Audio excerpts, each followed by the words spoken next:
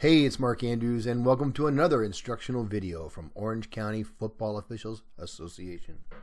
I'm the instructional chairman for OCFOA, and today we're going to discuss how to instruct your chain crew. In a varsity game, typically you'll be working with an experienced chain crew. In a freshman or JV game, oftentimes your chain crew will look like these guys. Whether you're working with a seasoned crew or a crew made up of injured or academically ineligible members of the home team, it's important to remember that the chain crew is part of the officiating crew. Your pregame instructions can help make sure that everyone is on the same page and working together. In this video, we're going to discuss the instructions the head linesman should give to the chain crew to avoid most of the mistakes made by a chain crew. As the head linesman, you want to meet with your chain crew a minimum of 15 minutes before the start of the game. If the chain crew is not gathered near the chains, it's not a bad idea to walk over and stand next to the chains. One or more of the chain crew may see you and make their way over to meet you. Whether you're working a varsity or non-varsity game, as I said before, the chains need to be inspected and the chain crew instructed a minimum of 15 minutes before the game starts. Begin by introducing yourself to each member of the crew and then asking which one of them will be running the down box. Record the name of the person who's running the down box on your game card. You will be working with that person the most. One of the things I like to do is to ask my down box official to give me down and distance on each play. Next, find out who will be working the chains and record their names on your game card as well. Finally, if there's a fourth member of the chain crew, that person will be handling the clips. Find out the clip person's name and record that as well. You should always utilize 2 clips. If there are only 3 members of the chain crew, the down box official will also have to handle the clip duties. More on that later. Emphasize to the chain crew that they are officials. As officials, they cannot cheer, coach, or make disparaging remarks about the other team.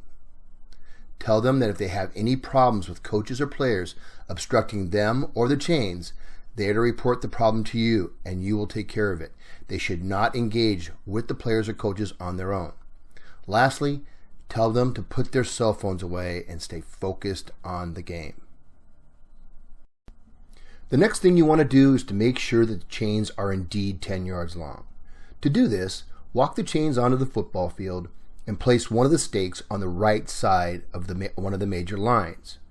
Once that stake is in place, stretch the chains and confirm that the other stake is now on the right side of the major line that is 10 yards away from the first stake. If the second stake is not in the proper position, either the chain is not 10 yards in length or the field is not marked properly. Move the chains to another set of major lines and repeat the previous process. If the result is the same on the second try, you may have to adjust the length of the chains.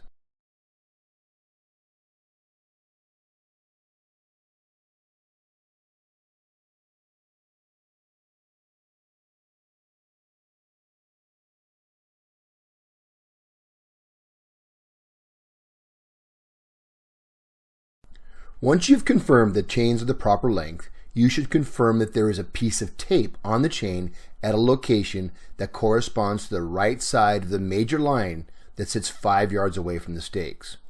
You will use this tape as an indication to the box person that the line to gain is either less than 5 yards or more than 5 yards away. If the tape is not there or in the wrong position, place a new piece of tape on the chains at the correct spot. An easy way to keep a piece of tape handy for this necessity is to place a 3 or 4 inch piece of white adhesive tape under the brim of your hat. Another handy trick for you head linesmen is to carry a couple of zip ties inside the headband of your cap. These zip ties can be used to repair broken chains or shorten chains that are too long. Now that we've confirmed the chains are the proper length, let's talk about chain crew instruction. Now I'm going to show you a formal document that we have that describes the chain crew instructions in detail. I am not going to read all these to you. Feel free to pause this and read them. I'm going to put a link underneath this video to this document. It's a one-page document. You print it out, take it to your games, and use it that way. I am going to touch on some of the highlights here in the next bit of video. But this document is available on our website. Anybody who wants to use it, feel free. Every head linesman has their own approach to chain crew instruction. Let's take a listen to this head linesman as he instructs his chain crew. Yeah, absolutely. Yeah, so what we're going to do today is every play I want down and distance. Okay. If you happen to see a penalty on the play and I ask you to move, get a hold of me, right? And maybe you just stay put, right? Starting over. All right. So on the box, you will move. Okay. You see me, I'll be tapping the back of my leg. Change. Okay. Do not move. Okay, until you see me do this.